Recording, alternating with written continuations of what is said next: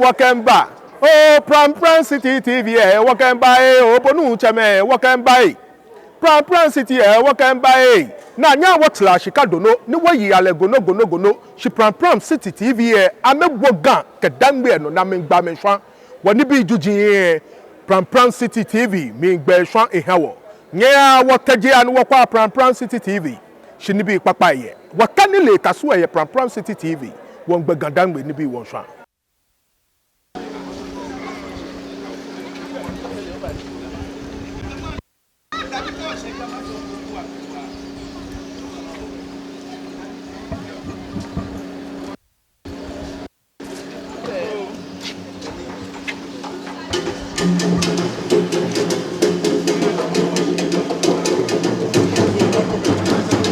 Yo, Mabi Kabini Yelio, Wanumu Neji, Eche Honorable Yiti Mensam, Lehu, Eke Ehemi Anunya, Bange Nuchimio, Isipiam, Ebasushi, Nobaka, Nokotom, Ayani Ayakwile Babahi, Kayase Auditorium, Obanaka, program Kameno Wadenyo, Tapi program B, Eji Gandangwe Homecoming 2021, Eji Buanato 20 Ato. Keha gan kedangio ake noni biene fo ngano ji anisi Gandangwe resources for sustainable development we eche honorable utilization ni engeni na yone ese auditorium ngabene waneyo manaka yes yo ketebi hu ko shini anga wo ketefia lokoto mano nga bihonya ye oni nuchumunengo alomune echauna bo itimensa kapa oni ekarawo ki wanuno itimensa kamdo wadenyo eni nokoto mamengele pe ke aishi one yes wanuno honorable itimensa neji former member of parliament Kahaningo Pram Lene Basu Amona Biomone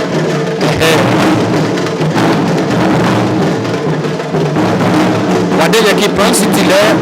Beniji Wake Nene Pram City Wake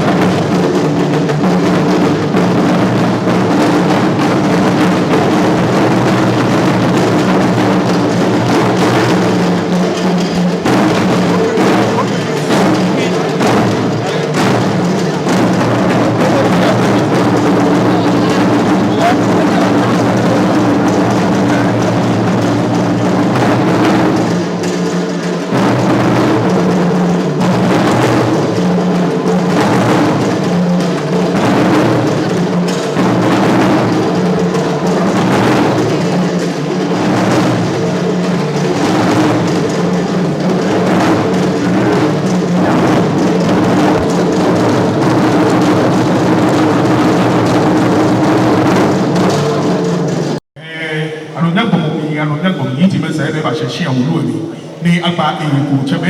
ebonile woshitamo efejoba wo ba be oko ni ofiamo ataka ekage shekada ko ke wo hamo ni wo mi wona aronya gbomo ni obedika ka wo je ni dudu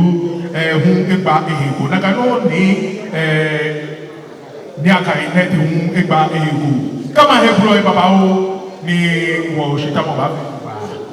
ke wo nu cho setloku wo to ke wo nu cho ko ni shekane le yo ke akade pe ke ubaya bi ni mene fe mo atetre wo na wo yen ya joba wo nu cho Kage wo nu mo e ba sisi ni wo ke oni tumo ba na kage ni dadangu ye kan tui no iwo la musani ni ba sisi ewe no ko fi o when we're up to speed, one anyway, one living it, Wahani, when you know, and America, a Polamani, the movie cockpit, they ran out. You Okava, Wamba, Odi, Omani, yewa domo na lebi ne wana wakashin yedi ene ni bi kume ni wolo wasu wonye uti kume ni iko ngadange noya ngadange shule mo ye obasusu ni wafoni no che ni na ndo ni tikana ni fomo bi ameba ama wonga ye woni bi ojetri kume ni enwe wo onu oba fi ni wa ni wo bo ade jetri na na wo wiemo ekomeko wo wiemo ekomeko wo obrayi amebu ame wona ke ko nye mushi be ko le ho ke ache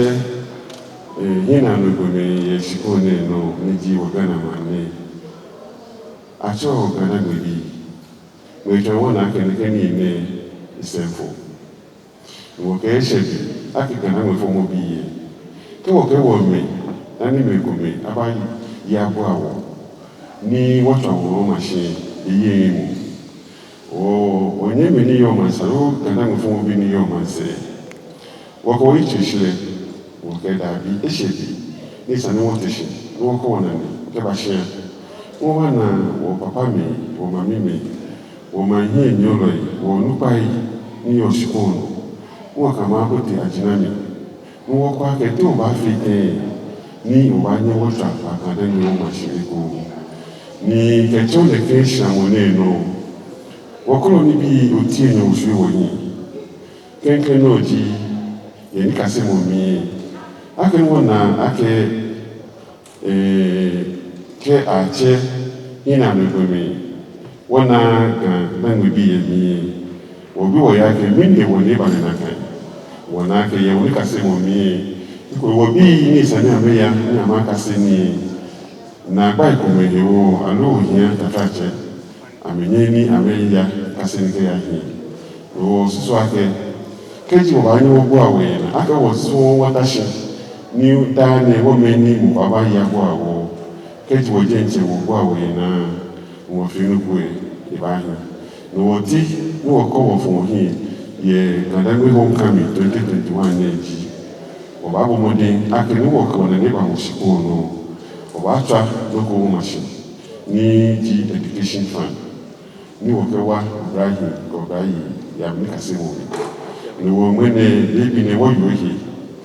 ṣe dé na gbèjìnà wọ́n súsú níbi àìpọ̀ ní wọ́n bá ní wọ́n fè ní ọ̀wá fè lọ́dúbà ní ìbáyé mú ṣe wọ́n yìí tó jí kéjì ní kí ní tí wọ́n ní ìmọ̀ṣẹ̀ gàdáwẹ̀ fún mọ́ bí fẹ́ ní ìkọ́jú náà kẹ́ ó yá ní wákàtí ní ó yá bàṣẹ náà mọ̀ kẹ́ àmà kẹ́jì ò àgbáyé aló ìṣẹ̀dẹ̀ ní àhàlà mi ní àbáwá mi nìkẹ́ pẹ̀fàn kọ́ ọba àbáyé àgbà lóní wọ̀n yóò ehun ẹkọ òjì kò tí èèyàn ní tí mo kẹ́ fún ọ̀yìn ẹjì wọ́n náà kẹ́ níbi ìbí èmù ẹ̀wọ̀ ní kẹ́jì wọ̀ bọ́ àwẹ̀ ọ̀dùbà ahùn lòhun ìbáfi àmàlẹ́ hàn wọ́kọ̀ fún ọ̀yìn àkẹ́ ọ̀wá ọmọdé ní wọ́ta gàdágbé resource and cultural center wọ́n dùnmọ̀nù ní òkè bú àwọn níbi àná resource center náà wọ́kẹ̀ library báwo wọ́kẹ̀ conference center báwo wọ́kẹ̀ printing press báwo wọ́kẹ̀ museum báwo agbẹ̀lẹ̀ wọn mẹ́lẹ̀ nìkẹ́ lébi wọn bàbí ẹ̀ ní wọ́n na bọ́ àwọn ẹni wọn náà kẹ́ na gbá fi òkú bàbá ṣe wọ́n yọ̀ ọ̀rẹ́ akẹ́ kéjì wọ̀ yẹ̀ kíkó ní wọ̀n lákẹ́ gàdáwò ibi àní ní ìpè fẹ́ẹ̀gbẹ̀ ní wọ̀n wá ti ṣe wàáyọ̀ ọ̀rẹ́ àjẹmí ni wọ́n kọ́ fún náà kẹ́ yẹ áfíìn wọn mi ní bàbá ní ọba bọ́bọ́dé akẹ́ gàdáwò resource center ní wọ́tọ̀ ọmọ ṣe ní jẹ́mẹ̀ òkàdíkò mi ní wọ́kẹ́ fún yá kẹ́ ìbáyé resource center náà jí ọba fẹ́ lóko within that complex ní wọ́n wá ṣẹlẹ̀ gàdáwò sí àwọn wọ̀nyẹ́ kún wá ṣẹlẹ̀ gàdáwò ìpè yìí sí àwọn èjì ní ọba bọ́ àwọn níbi àná museum níbi ní fẹ́ báyìí ní wọ́n papa bẹ́ẹ̀ mẹ́lẹ̀ kọ́ ọ̀nà àwọn ẹbí ẹni Una wake kana mo fo bi wo ba wo ke nya ba cha ya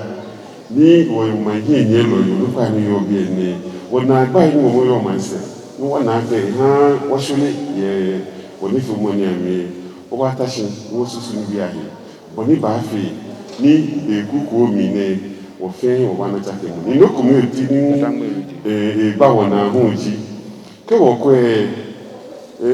shipo ne no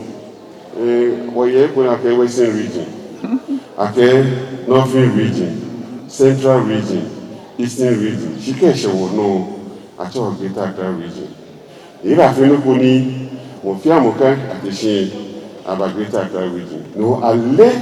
me pote ni yo Greater Accra region. Shi ake wo Yesu ke ban na ke yosi owo. Wo ba smo ni ne Yesu ke ban ne wo hu wo fo ya fa ban. Wo kwa fai ake wo ma hi ni lo wo ma nchemi wo lumwe wo fe wo ko witu acha ni wo gbe Greater Accra region ni acha ke na file Kadangu region ko ni ke mo ko mba ni ile ya ke ni ya ne gomini o jeme Kadangu bi ni amesu ka me ban ne ini na ke yo se ami yo homo ka me yo mo ami yo popo Ami ejoko na chole panlogo. Ami ejoko na chole gome. Alo jo sote gome. Ni eneme wo mu wotara se ni wo yo man se ni Kadangu fo mo biye. Wo ko yin mweshi wona ke ne keni bi ne ko fo ya fa ba. Bi ko baba ni ke a che wo anu wo bi. Wo nche. Fi onu wo yo ni wo ke wo na jina mi ne. Akete wo ba fi ke wo bo awe na. Ake Kadangu fo mo bi. Wo ma hi ni lo wo ke bu an ke wo ni bi wo jitu ni nwe wo ne wo be nwe ne ene wo asusu ni tuma gbe kuna ni bi ko juro wo hi ni ke je ne se hu je ni wo kuta wo sa ni wo ba ya si wo ba tu ni wo na ke ga da ni tumo ifa ni ke ji wo ke wo na ni ma shi alo wo sha wo ya fole wo ba tu ni be wo ni ba nyo shi wo fa ne shi ba mi nke na ba wa bi ene ko ni bon fi ono yo ni ba wo nga ke an wo ni tumo ko ni eye mu ha wo ira do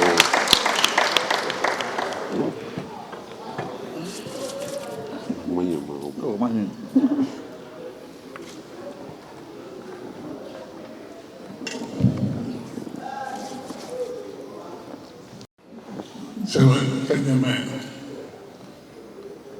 Oblan ko blantai ni bagamani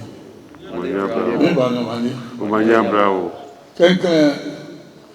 sami mpa farake wonye ko ba shebie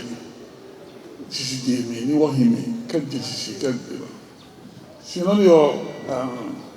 mi said mena Greater no wo tole Greater Accra Regional House of Chiefs I'm invite the regional minister ni wo ba amen pe ni wo ba ta pe ni wo mo ni bi ku me ya ge be ni afonsi ga ha me bo mo ja ke sani o ka ma pe no wan ka gba ni bi ku me ni wo na je ni wo ta se ya ge eni ana 1982 President Rawlings Ichemi ke onupa enu Bela fi Accra City Council ni Oya Kweje ni amero mi ade senatalo slogan ni wana mi wo ha le provoke publicity wa ti ganse egbe jimi jibe ni wa bon hini tun doni ye UFN di loko de ka mo fe mo tino ni mena belo yo ne no mo fe wa bon no ya ni bi lo yo fe di bi ni na higbe kenme o mancheme fe ahia ni regional minister ba manomi Dani Obayan, Yajele, only what can they can only one now. Sani Bodente, provoke identity. What Lenoniji or identity, what Dente or Lip Menuji. She many near here now, me pa. I know about Game Pishra. Now, Roman, Udupalebo.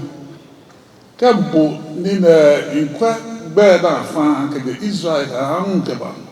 Nina and Nina Dangle man, I miss you don't. You were done, you were not. Body did he ale? Keva Ame Kayi Bagre, Abukumabakuma. Na iwo on gami pale fana kan no fana bi ko na buba wie baba na meje maka abrekuma abakuma wo ye mi abakuma wa hu amende wo hia no amfe no won nyame no gbego kafi lala agbena hu no ni wo na ke no tazi no na eje ekome fe mo ni wo fi ìjẹ́bọ́ní wọ́n gbára wọ nílé àṣẹ wọ́n yán ọwọ́ yìí kọ́ náà kò ta mẹ́rin tó máa tẹ́ tribes káàmì nánú àmẹ́gbàbọ̀kọ́ àtàṣà àgbàbọ̀ ó dá àhẹ́lẹ̀ ọ̀ṣẹ́ àti ọ̀kẹ́jẹ̀ ní ìka ọ̀kẹ́yẹ akẹ́yẹ platforms bí àná ní ìnáhà ìgbẹ̀rẹ̀ ní àtàgà ní wọ́n gbọ́n ní túmọ̀ ni wo gbla UNDP ba wo mi wo gbla wo ban gba fe ni bi gun awo na gbla me ke ba apoli wo kwe boni Ghana ba le han shiri ganji man ti aseni di wo capital e afe UNDP afe program project come the project e actually across city extension ni no ni abuse bo the radio no real across the extension ke bona na project ni wo ke o jesisi ni wo hia mi ke ya gan ibale the extension te ba le tene boni e ba da ke ya ni ni wo to do afi boni ba da ke ya ke nyo ke yi aswade ko ko don seke boni ba da ke ya ko ya asante gbe bọ́dé bá dá ẹ̀rọ ẹ̀kọ́ ọba lóní di eastern corridor náà ẹgbẹ́ wọ́n ní wọ́n náà place kọ́ńtìnà ní àfẹ́ níbi sáà ní etí lóko ní wàká kẹ sàdí wọ̀ lóní tí ó náà sàdí gbogbo bu ebó ó náà sẹ̀ lọ́ traffic jams náà ní bá náà fẹ́ àwẹ̀ wò jẹun mi. Because matter of woman can no ni here na me ka yu ake na jesisi na me ka ta lo afo the doctor fo e Ghana ngba na me je ga wa enso na ke fantebe ni ojo me ni te abrochi kenklen ngba meje mais tu dis London que tu m'as cassé ni bah mais dans mes belles là que on te laisse dit comment me fait maman le gros ça me dit chaud na avec toi ouais pasteur ouais que na cassé ni na ba na kwa chakio ni bien rien c'est bien donné what a fait ni bien fait on a e fait school syllabus na fait aton man ni school yo aton mami bi ami wiebo won we gan before wa ka se bi na sa lo ni o nwa gan no na gan mi lo bo abe gan mi 1985 1984 ben de me ni kwa no be school start ana achon gan esus nge mi no no director of education ta lo kenken anta ali bile namo Bidebo na chon kan ya ke yenyen fe nye wodiabi ake teacher foi ake bon fe mami school yo sana chon jeme ni no ni wona ji because gan echo capital ni onupa bi amewacho ni ministry say ka me kan me baniti te fuel sani ata ko ame na me chon no ni na get no ni je obi o pe nu ojo en no go wa go fe nu wo ke sign na but we have been na mo director of education yeah Accra city area Ulupako ina Fantini Duele media meeting Jini go kota ni odutu ni òfin kò lè hin lódún tí ó dún nọ́ní olè ní àdúrà ní ìbáwà lọ́wọ́ wọ́n dé ṣe ọ̀fẹ́ ní Ghana minister responsible in president ní kẹ́láàkẹ́ wọ́n ní níbi ẹ̀yọ́ ní nàgbádùn wọn náà ní sàníwọ́ chákè níbi àwọn lọ́wọ́ bá bó tèmi lọ́wọ́ chákè director apẹ́ bó ti school sẹ́ fẹ́ mi si ọ̀tẹ̀yìn ẹ̀wọ̀ bá fi ọ níbi ẹ̀chàkè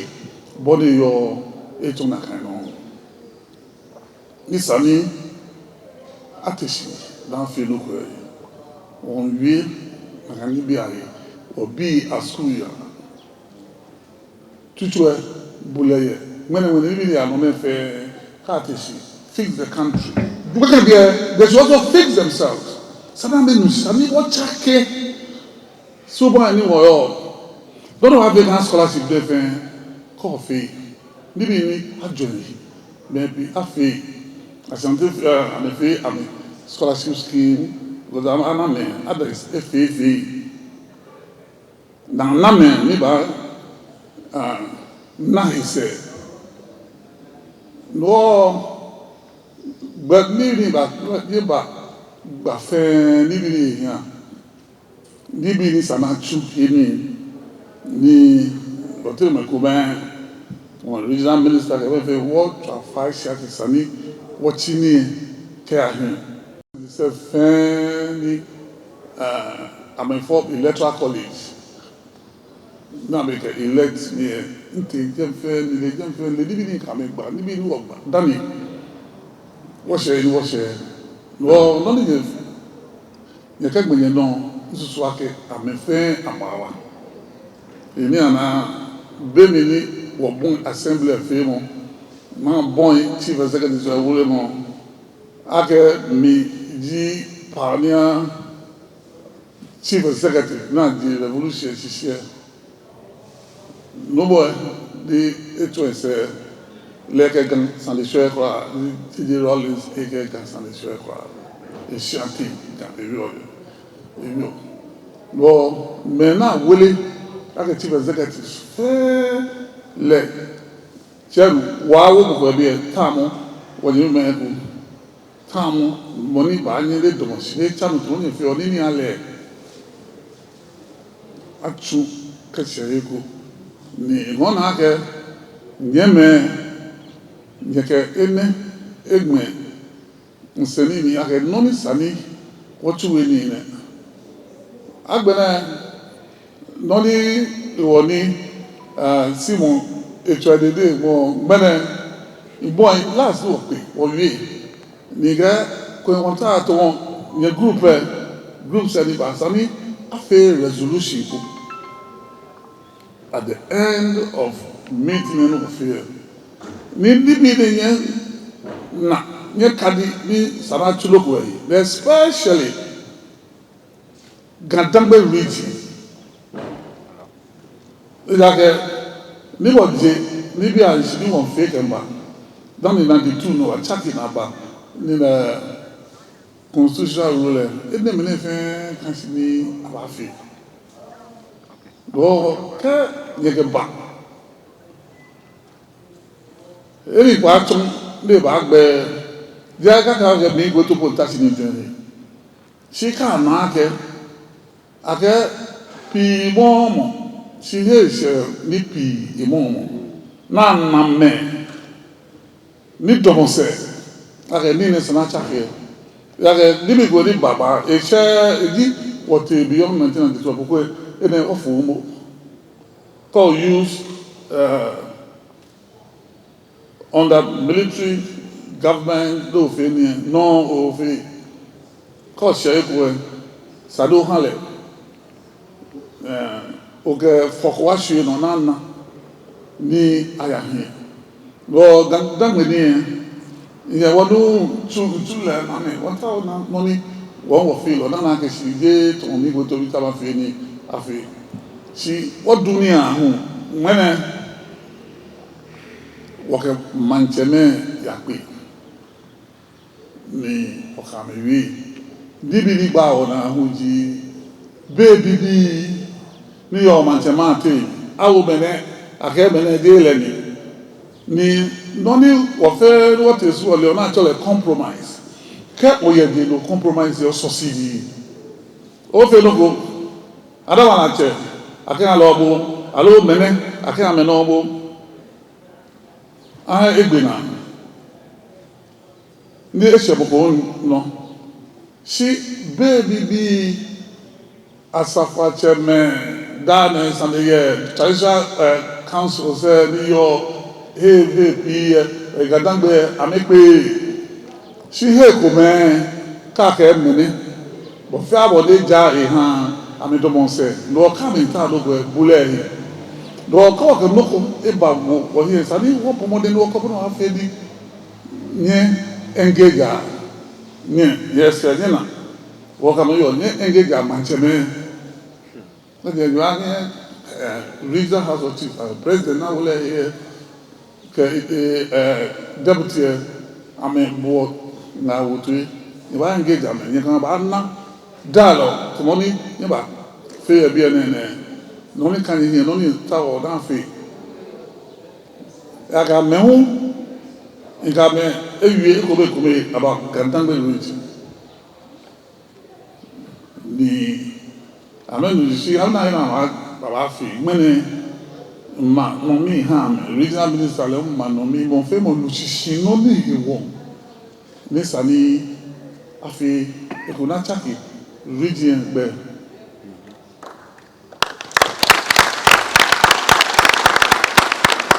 ya ga we ko ke Greater London oli ye London fe akuti si je lo di ame boroughs eli Greater London no ke o ke Greater Accra e je loko ba colonial heritage loko di wo inherit from the colonialists Greater Accra Greater Accra je loji unity ni work rate region na ba wole ni na Greater Accra region won yan ahun bi are ka afi Greater Kumasi because no Greater Kumasi je loji aka na something region na Greater Kumasi no sani won ye lo se no on fait non je connais que je peux pas faire ko ni man si woke mancheme ebi na mengo na menna wochewa obuti dibi sami ni wula mo ke ni na manyeme fe gbeheni sami woke ha ni bulaba amehi sikonji ni ahon cars de gbogbo ni menyo mente mebo abira na hon abanya 20 acres na second hand ko ni ajo ahon le me US pe ete osi 1,000 dollars eke ba de kwa 20 acres kage ha ma chaki amitrabi lo tayani sani wo ni wo fe wo tani ni ke wo fan ni wa ku ta papa o tele dente e ba dun lo ma se ya ke wo mehi boni wo ya ale na gba fi o baba beni wo program se no fi ke Accra City Extension fe ha fe workshop e ni wo twane se na mo ni Sadiwana. Nkayo, what in the short now, Benny, into water resources was enhancing me. That was, I mean, we move conferences with what the US and the Wabomode, the Waname, ni Amawa, ni Henny, wo ate wa ho he na akụrịkọ ya ebe igbe no samanfe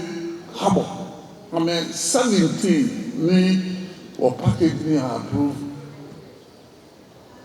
ni noko ni ko kwa ojami nkuma plan na be fitie plan na ya gina no wo pick do be fen ya ni shi beni agbe election na approve di bo me fe le na ba balake afi sɔfo tabu ezigbo mokopi ba kena isene no na geba sagemi ne fe no ni wa mamoshai aha obrahi ko blanta ni apochi nyele ake shia de court si no mortgage court is ake be na shia ake te na san fe de shia ko shia ake hale ko 20 years, 30 years. Or plan a little affair, no man, can't be now. 2-bedroom house, 500 Ghana cedis a month, no pay as rent for 30 years. The Mofemo, the Abotibel, okay. Kadi, no more educator, call a caboni, 50 years, a boy. Oh, I'm a boy, stock at the bed. I don't want to tell you. Ni were off-takers ame about handle ame habo road amawa ni back of from English ni gantan gbedo na jam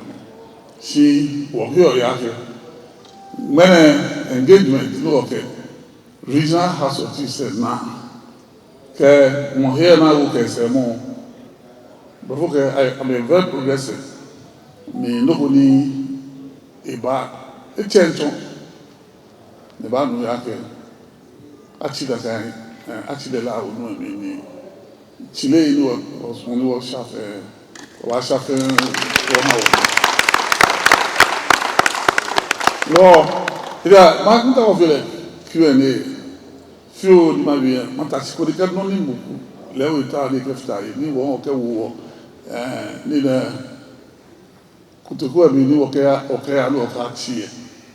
na ameka gusi ni de wo ni nu pa ewe san ni no de we fe wo fe gbe ko me no wo ni bi ane mede ni me ko pro ma eton doctors ke ni bi ke lawyers ke ni bi ni wo mo ni woji gbe me ni gelegbe wona no na sana fi no ko obi nyame yeah again we done with you we done with you be la done with noni over to mu mo no to ga won ni me le e ka we ton me ape grandangbe homecoming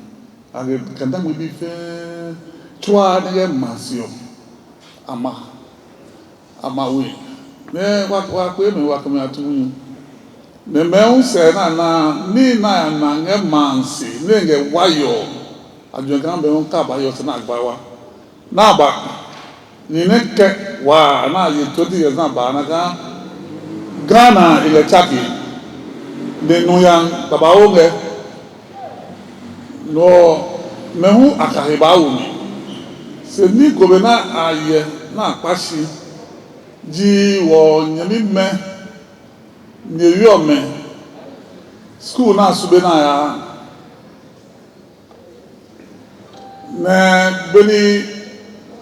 jembate si me Ghana ba Ghana gokos na ba ke akin age lawyer che age lawyer che age doctor che o titiro ana me ke gandangbe upada no ne ni bi ke ko ka na ni me po na ke be tunu no me join kan e ko nye acheme ka nye me ne yeme no bora pe na pe no ni o si ga twi no di aba bua ni anya ni ape no ko ni wo pe no na tele scholarship ni manage gandan be form bi ne ange chupapa koyo akwa wa me ne a ha wo nyame ka chemo bo wo wa kase ni ona kan school ya sio esebe mo sana wa cho wa ana ho ka mancheme ke ulo mo ke manyeme titiri ne mama mi o kunti na peti manche wo ni te e plan enyagba ka wo no le manche akinpi le yi e ka pale neni mele akegeni na le jon kan kaji obo awa e jon abo ane ne wo kemme twa taya ajon kan ni ba ya me de ba no fe no wo tebu mo je ye o mami ye o popa no no e kan ka wo lo saniba ka wo asafate saniba ka wo manche saniba ne wa hinsi ga wa ma ke wa kopo ma mi ni ma bon bli no ni de ke desisi ni go enu as wale ane across the extension ne ane ni ne gugofia ne abage tui mamo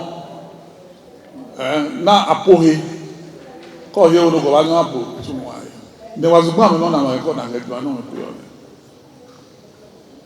se wahinsi wa bedi ka wa yawo na hiyo be wa su na zugba ne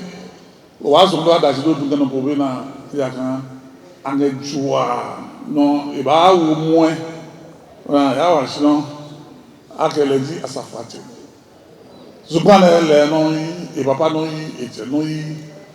ne no ni enye mobo hunji jama ware ne la le on ka momo na ke jabo chi ke ba jama ka eke 20 acres ba cha ka ke ka eko no na hilo to ke pa e go na hilo ne zuba ya ta odo ke mawu zuba e bota wo subene wa bime to bibi me na fo melulu ho se ko ke afome na ka mamo anyeme ke ateme ma uto meheko na hinshi ga shikano na akwa shika basa shaji zuban shaji basa na hega wa baso gode a tuwa na a holu na ke puan o teno aso business anu fonte ni tension sani wa piahi ne wa ye bono wa pe ne ba chake ni ami ne ba wa ne gantan me o emasi dogo ne atu emu nyo ahunji ko ke northern region okay Ashanti region Brongafo region ke ni region c'est grand dangbe o aboa onyake Greater Accra ne Greater Accra brofo bi no le call ya Greater London to kan be mamu different mamu tribes me aboa na ba cheme ne ni go be ne ina chuno ni asun awa na ke chafi ni de be ke won wa ga o mole meeting no wa ke regional house of chiefs no ko ni Kenya news o ke ba na emi kan no ko ne ike regional minister wafia gukon wa manomi wafia obonu wa manomi ne ba na manche mo me asafate manche mo me ke wulo me ke manye mo me nyana anya e ndoko ne ga no sana ha ne ojogan oba tu yi ne no ni so ni ga gbenyaji da de kadoko ene tukapa ko sani awale no wonye mo me ne aneye dokoto ma me na ba pe jama pe no efe no ba na me no ba no ahingo sane wanye ne wa wa na support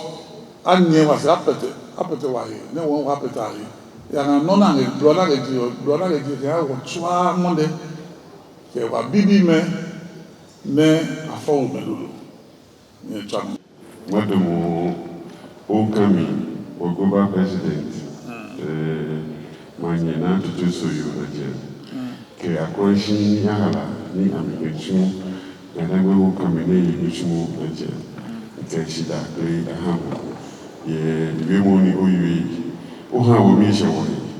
akaje wo pe ona no ni ya no akayi shi ni onupa ehu ko manjeme ehu ni hu ne yose ni na geshede ni isami atumi ni o mo wona ake o wo shi ake ni ko bacha ya ni o ke chuchu mo ni o hu o wa bo mo de ake o yeli ke o nyemo eni ne ba bu ne ba che wo ye o hu ba bu ni tu ko ni wo ke ekumefe mu to no wo ko ekumefe mu no mi wa le yo e bi e wo ko shi wo tu mi ni shi e shebi ni sami wa ha wo tu ni hiyo yake fiu ni gba gbe yi ye no pe yo ke wo fe wo kara mi bi fe o ti wo ko fo wo yin ni ha ni da ni o yu ame ko ti ne ke gba gba fo mi or vision. Let's speak about the vision. Speak about it every day. Speak it in your spirit. Believe in it. Work at it.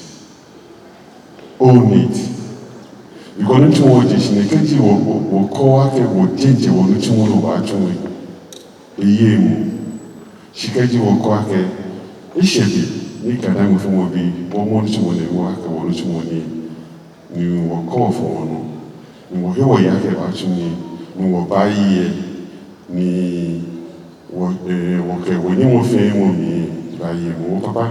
o yi ba do wo ke shi da ko te gbe yan ake de ni sa wa shi wo ke ko wo na se ni ba o wo nga o ke ni bi a she wo ni wo ke ba o ba tumi ni o yi da do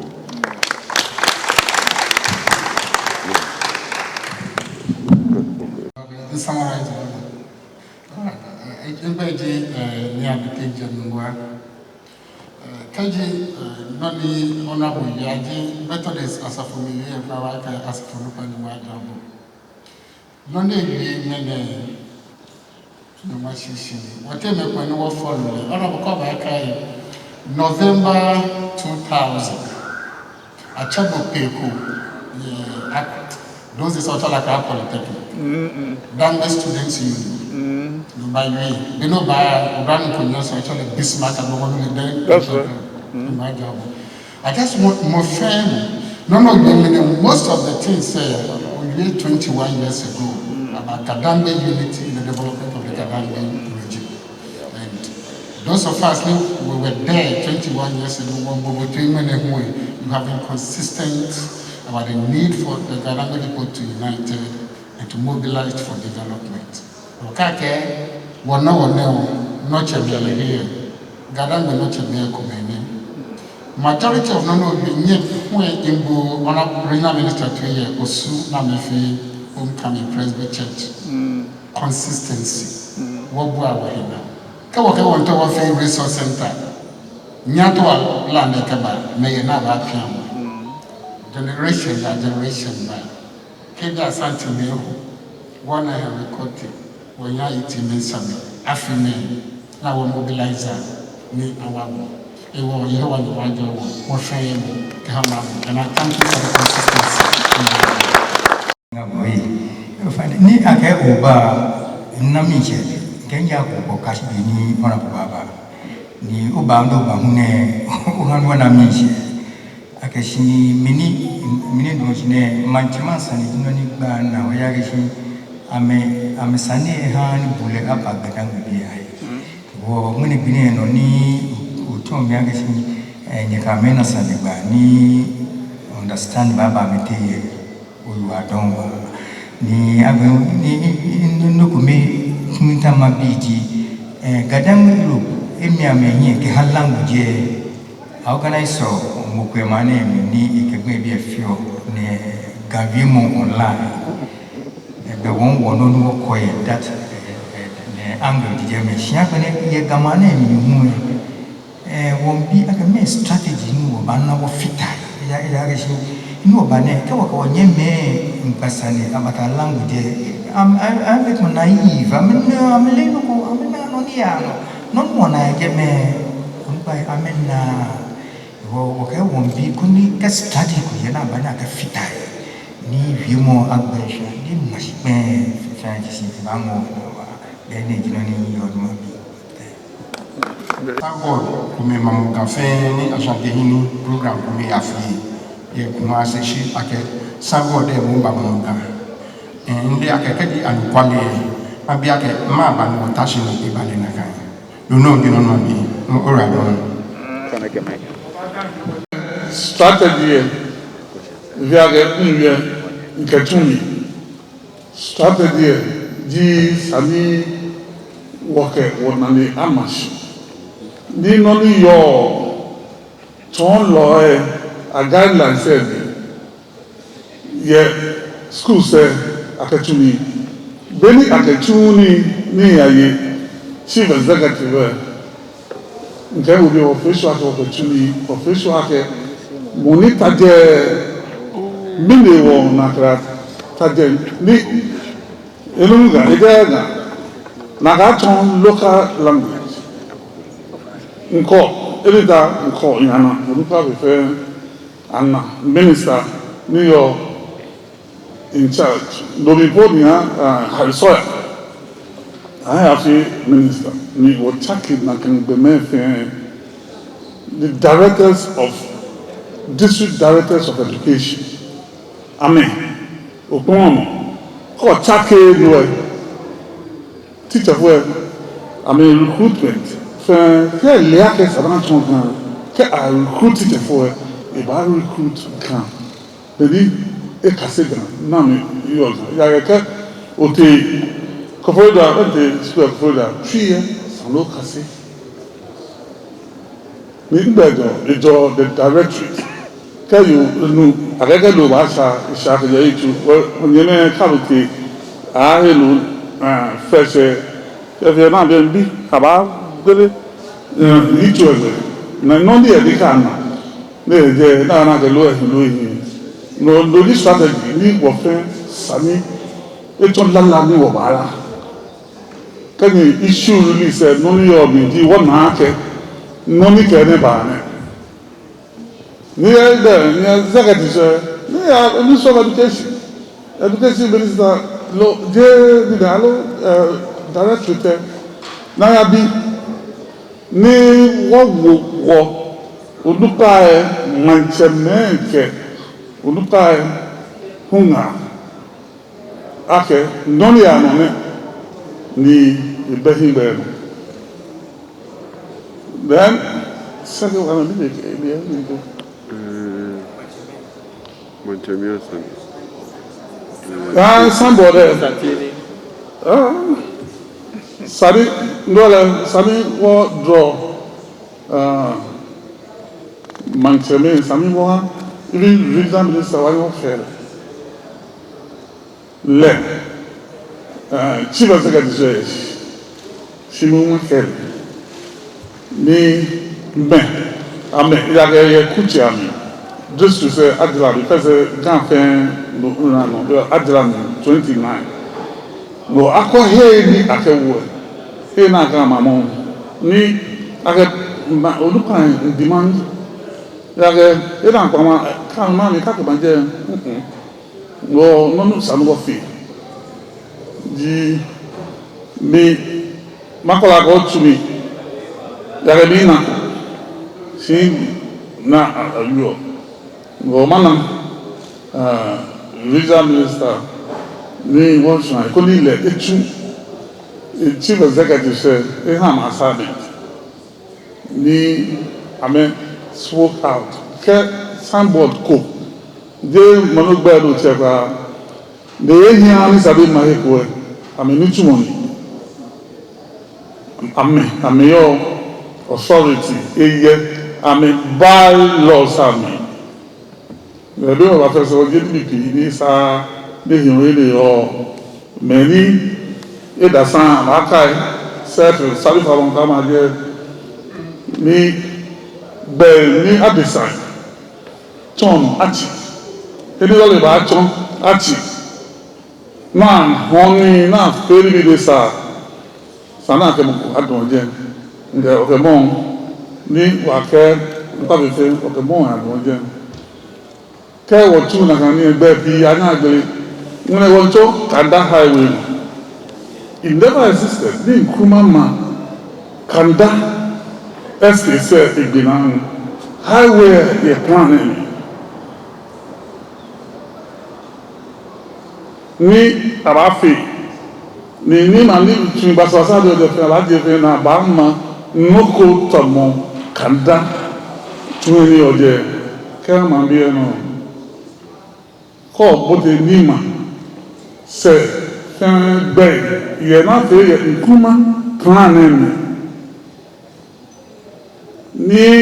sani adìẹ gbẹ yà ká mọ̀mọ́ tu àwọn gbẹ bẹ́ẹ̀ ní ma gbẹ anyẹ kọ́ bóde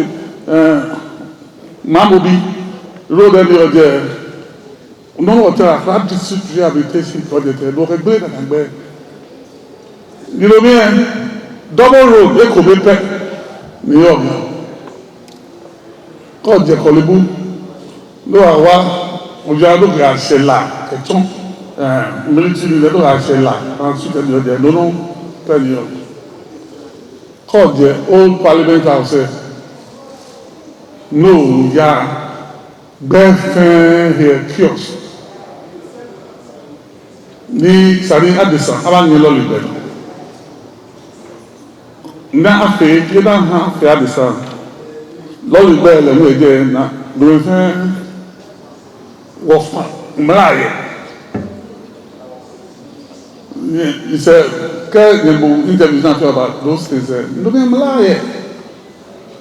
ní ndóbi ẹ̀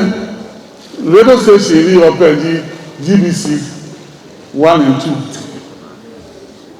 ní mokode ẹ̀gbà paper graphic times Spectator ní Echo Kuba na na attack wọ bọ́ọ̀lù ọ̀fẹ́ lórí sáà wọ mílíọ̀nù ọ̀fẹ́ náà wọ̀ tẹ́ wàhánà fífi máa wọ́kẹ́lẹ́ gbá sani now let's review about sanitation in Islam ní wọ́n jíjẹ́ wọ́n na nígbà Christian Council bí ẹ̀ka ìgbà sani ní tí wọ́n mìíràn gàmẹ̀gà fílì fẹ̀lẹ̀ kọ́ màtúwẹ́ ní sàdó mayẹ sànà kùmọ̀ náà sẹ́ charge book for the demolition yàgẹ̀ òkè nuisance yà mọ̀ fẹ́ mu ní àná àmẹ́kẹ́ nìkẹ́ ló ń wọ́ta ọ̀pẹ́ yìí kẹ́ àsọ̀lẹ̀ àgbèrè tòmọ̀ Friday táwọn ìsọ̀lẹ̀ àgbèrè náà wọ̀ bàbá náà mi ta àhẹ́kù tòmọ̀ wọ́ta àṣìlẹ̀ ní wọ́ka mi àgbàsílẹ̀ lọ́ní wọ̀ fíọ́ náà mi nù ṣìṣì ìyẹ̀bẹ̀rẹ̀ mi ní fíọ́ di amẹ́ntà náà mi inside gbẹ̀mẹ́ against you sí nọ́ní àánú bẹ́ẹ̀ bí bọ́dà mi wà ní ọjọ́ ànkẹ́ nínú cleanliness is synonymous to Islam, which is not true. And my founder was so much, in tune with cleanliness. No like abolition ba. Tọ́n ìdẹ́gbẹ̀ sábà fọ́ọ̀dì kẹ́lí bí. Lọ níbi ìtọ́ náà kàn ágbẹ́ni wọ́n yẹn bla kẹ́ẹ̀kẹ́ẹ̀kẹ́. Lọ nípa àgbẹ̀ ni wọ́n bọ̀ ní. Lọ Friday ọba Sunday ní Christian Council clean ọtí wàhánà treasury nípa ẹ̀ yọ̀sù lórí ọ̀sọ́fọ̀ ẹ̀ ńlànà ní ìkàràwé fẹ́rẹ̀ lè gẹ́rò ìbá àkẹ́ sẹ́ṣìlẹ̀ ní Sunday jẹ́ ọ̀hábàsọ́rùn ọ̀kan bá ajá káàgbèrè náà ọ̀ platform ní èdèlè wọ́n gbọ́là ní wọ́n tún ọgbẹ̀rẹ̀ ní the 3 days time ní àríkẹ́ àmẹ́kùnlẹ̀ mọ́ sí àkẹ́ kẹmbà àbámi 10 minutes fẹ́ nígbà ò 10 minutes fẹ́ káṣẹ́gbé bẹ́ẹ̀ náà ní kẹ́lá kéde wọlọ́pọ̀ ní ìkànnì ìkẹ́ kẹ́ àhàbò opportunity òótọ́ opportunity ní address men ní a limit more to time ká àhàbò 10 minutes ẹ̀ bọ́dọ̀ bá use 10 minutes ọ̀hán ìyàkẹ́ money lẹ̀ àhàbò limitations náà lẹ́pẹ́ yìí tó ní ṣìkà òye ò capture the heart of the audience òbánọ́ná 2, 3, 4 hours àmì ìjẹ́ kò Jordan, what are they coming? No problem. She not even now be care. I've been karache or aka take offering. Come and offering a mash me as only have a song. Theology only. No, over start. No, Islam no warfare. In one in ake. Yeah, can say then pẹ̀lú lára ìbí wọ́n tẹ́ jẹ́ ọkà mi ajá bílá ń tẹ́ mi get 3 years aga is next to godliness 3 times get jòyí ẹ̀yẹ́lẹ̀ wọ́n ìgbàlá mi lára ìgbò fẹ́ jẹ́ fẹ́ bá ṣe ní kẹ́ Bible reading ìgbà jẹ́ message ẹ̀ ṣiṣẹ́ ní kàní nákàtà ìgbà mi kẹwẹ́ ìṣòro mi ni ká kánì yẹ̀bùrọ̀fà kánì ẹ̀gá Genesis 2:15 ìgbà God put man in the garden of Eden to dress and keep it kánì ẹ̀gá the garden of Eden to dress and keep it ká kánì ẹ̀gá nínú ọkọ̀ àdìsàwò Eden tó rẹ̀ ní ẹ̀hún lẹ́bùwé ó ṣe àlọ́ olóòkè Eden tó ní ní wọ́n kọ́ wọ́n jẹ́ ẹ̀kẹ́ ogun n'óbùrí ní báyọ̀ ọ̀tọ́ kẹ́ ìṣàní ní Ìbàdàn ó ṣàní steve náà ẹ̀ka wọ́n yẹn kẹ́ bẹ́ẹ̀ ṣàǹgbé náà má ká ṣe half of the street sàrìmá bẹ́ẹ̀ bó kọ̀ kókó tó bá ṣe half lọ́dá ni wọ́n falẹ́falẹ́ mi nómi bẹ́ẹ̀ ni wọ́n dúró àpẹ ọ̀nà health inspector sẹ́ náà àwọn ṣẹ̀nà má pẹ́ ó dùdọ̀ mi kúrò níbi ní radio station ní ọ̀pẹ̀ GBC 1 and 2 kọ́mí bí àmì ẹ̀kọ́ kẹ́ 3 gbogbo ní jìfádé bá interview lẹ́ẹ̀tún wọn yẹn na mi ní ọ̀sẹ̀ na mẹ́wọ́n àmì hàn live commentary ní wáwọ̀ ní ọ̀kẹ́ kẹ́ field ní ìrọ̀gà ní ọ̀kẹ́tẹ̀ ní ọ̀kí ọ̀kẹ́tẹ̀ ọ̀hìn n'ogonogo bẹ́ẹ̀ dikẹ́ òfé dikẹ́ ní akọ̀lá fi ẹ̀ lóun yẹn ń fi ní ìpapà fi sàní ó sàwọ̀ mẹ́ bá sùn náà tó ti sáré sàní ó dùn sí bíbọ̀ sínú àkẹ́tì kẹ́ lọ́lì bàṣẹ jọ́ǹsì lè yẹn lè tún ẹ̀ bíbọ̀ sí ẹ̀kọ́ náà kí wọ́n àgbà sí ẹ̀fẹ́ mọ́láyọ̀ akẹ́ gbogbo bẹ́ẹ̀ gbẹ̀ sáré náà pẹ̀lẹ̀ wọ́n kẹ́ẹ̀gẹ́ sáré díẹ̀ wọ́n mẹ́ni yọ màkà ìwàlẹ̀ di wọ́n district assembly sẹ́ lọ ọ̀wásùn ni wọ́n ti wọ́n bá ìkàwé máa kẹ́rí sábẹ́ sáré àmì ìrọ̀lẹ́ kẹwọ́ tí mẹ́kọ́ mẹ́ ọba ní yẹn ló wá bóte chief executive kò jẹ́ lóòkèlá àgbàsàn ní kòló náà ní gbọ́ náà ìyẹn èṣù ewu wọ́n ìyẹn mìíràn nọ́ọ̀lì ọ̀dẹ̀ dẹ̀kẹ́ tálẹ̀ jẹ́ wọ̀ tálẹ̀ ní núwọ̀ ẹ̀ta ṣì já wọ̀ bá use ní wọ̀kẹ́ nànà ṣàwọn yaba. lọ́wọ́ jẹ́bẹ́ bá tó fẹ́ tafilajẹ́ níbi lọ́wọ́ ẹ̀fẹ̀ yẹn bá tó fẹ́ tafilajẹ́ akẹ́bẹ́ mi ní tó ẹ̀ sọ ojú mi na àbúwá bí rẹ̀ tọ́ni ní akẹ́wọlé mi gẹ̀gẹ̀ gan ẹ̀bà ní nyɔmɔ náà wọlé ẹ àhùn yẹn bẹ wà kọkẹ yà wọ wà tó fẹ wọ ìtafilajẹ olùwọ kúrò àsẹyìn wọn jọjọ olùrà tó ó nà jẹjẹ bá wọn sọ wọn jáde wọn ìwọ jẹ bí ẹfẹ àyè ayẹsàkó dàgẹ ọ̀nà pẹpẹpẹ ní ìgbẹ nílẹ̀ lóyọ ẹkọ àsàwọn wọ wọn bá wọlé wọ ìnà kó ní wọn yà kó ẹnu wọkẹ wọ olùjọjọ ayé aṣàǹfọ̀dì.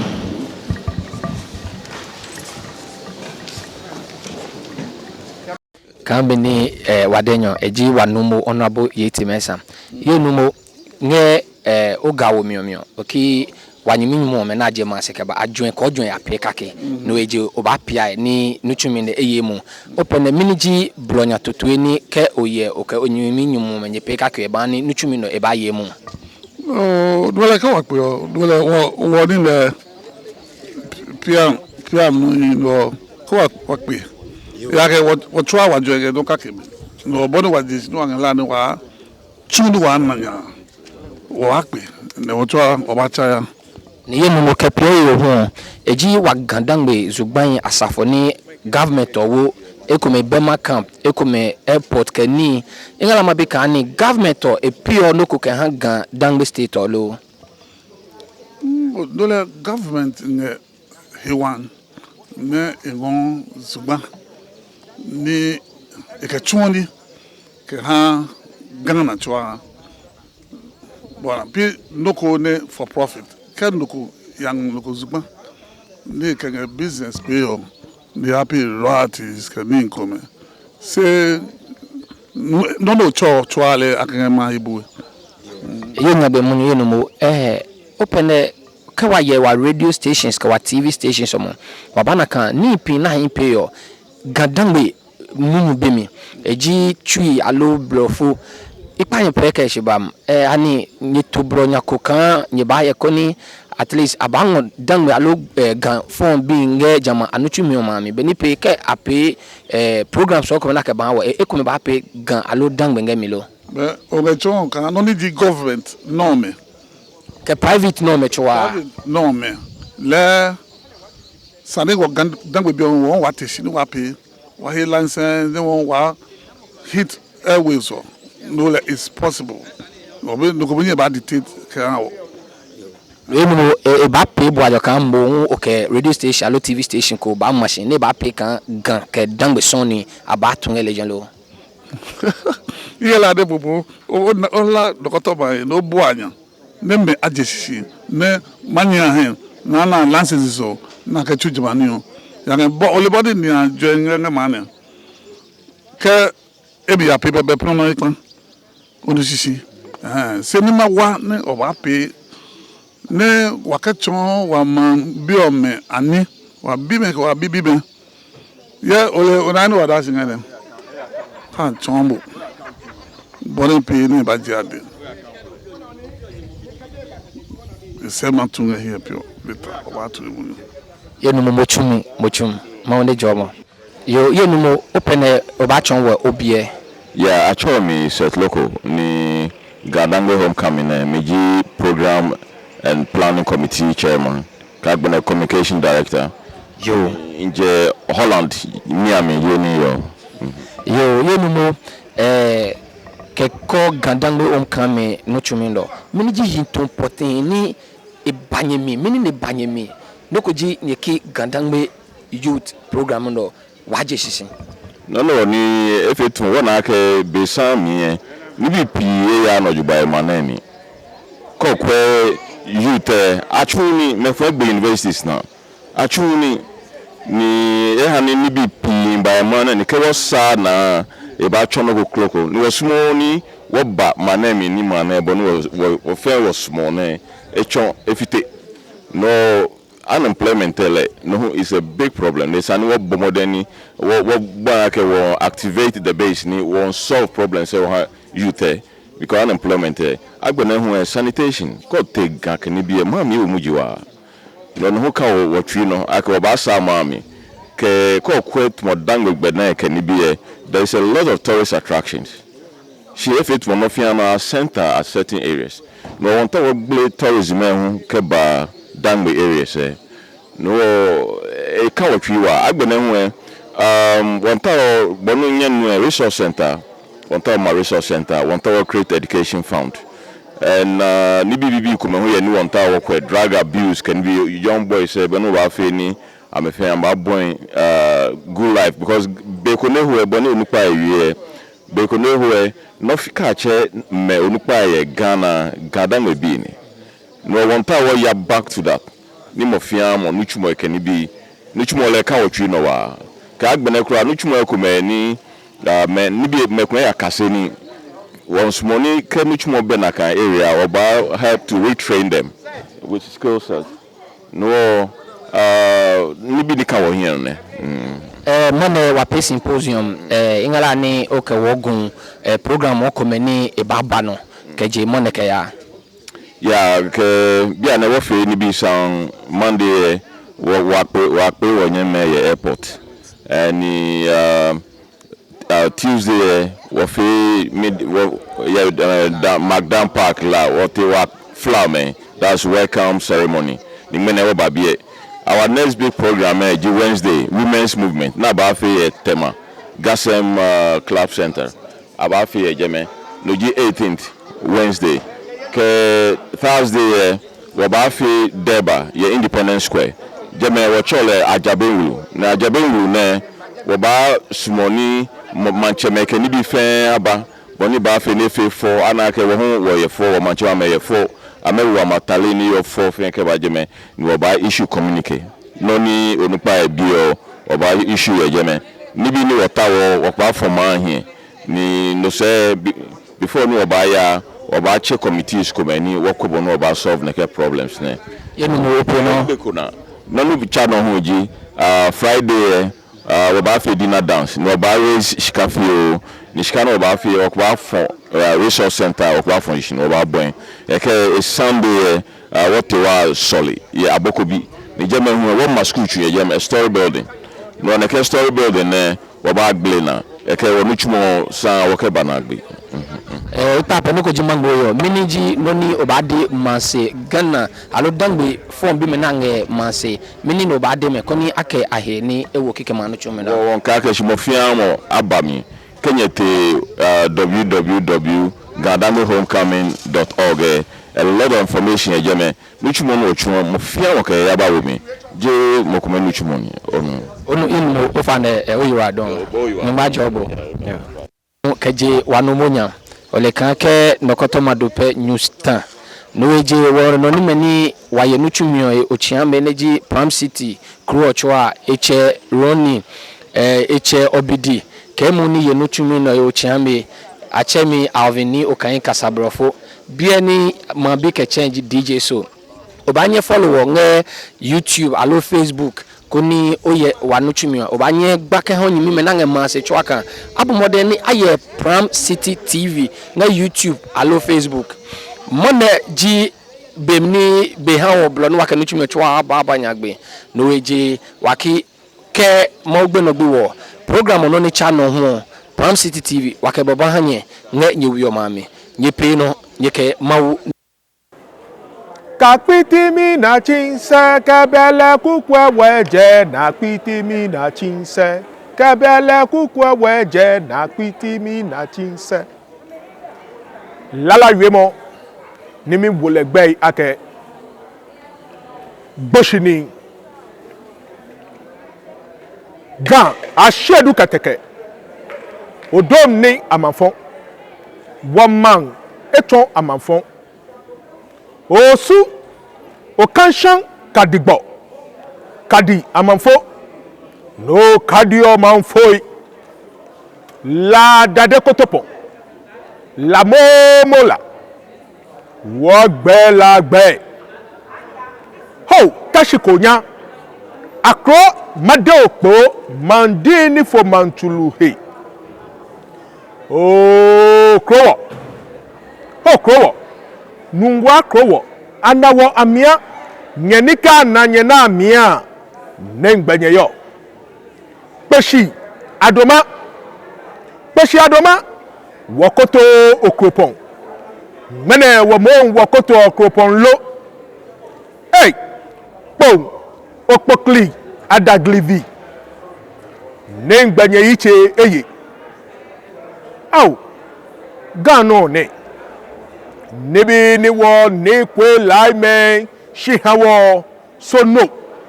mene ni me ke na me aka to kuno tralo flole chapo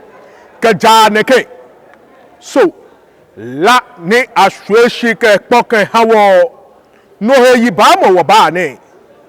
gama bi o me ata me san bi owo nyomo ni wo flo wo ni bi wo ha gbo ine na sanebi mo yese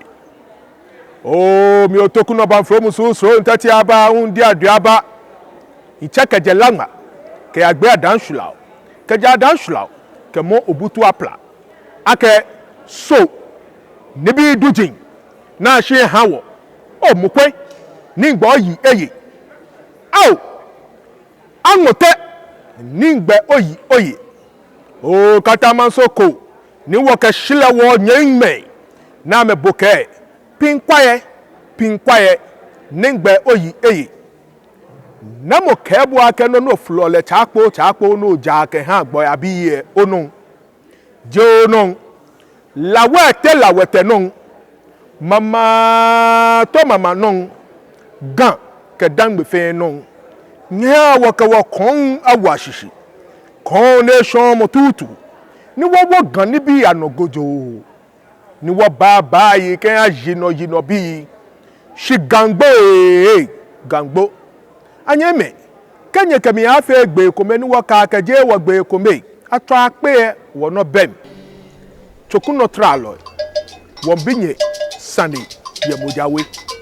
nyeke shihile dron minye solo ni otokuno atoba fo so ntati aba undi aduaba enye nuwe nye ba ngro bi je wo ikama o no awa bi nye ba ya ngro bi je wo ikama o no ashama na abole